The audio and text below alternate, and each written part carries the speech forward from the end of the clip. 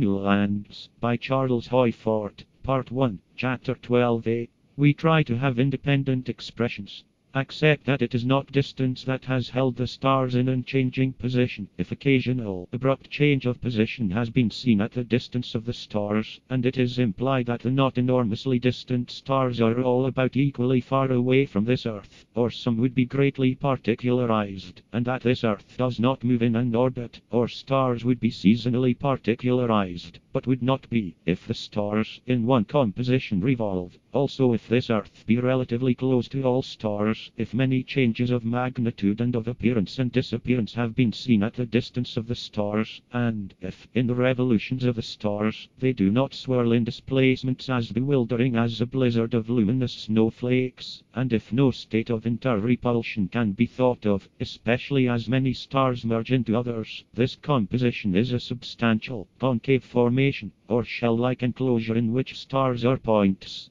So many of the expressions in the preceding chapter imply others, or all others. However, we have tried to have independent expressions. Of course, we realize that the supposed difference between inductive and deductive reasoning is a false demarcation. Nevertheless, we feel that deductions piled upon other deductions are only architecture, and a great deal in this book expresses the notion that architecture should be kept in its own place. Our general expression is not that there should be no architecture and no mathematics in astronomy, or neo-astronomy, not that there should be no poetry in biology, no chemistry in physiology, but that pure architecture or pure mathematics, biology, chemistry, has its own field, even though each is inextricably bound up with all the other aspects of being. So of course the very thing that we object to in its extreme manifestations is essential to us in some degree, and the deductive is findable somewhere in every one of our inductions, and we are not insensible to what we think is the gracefulness of some of the converging lines of our own constructions.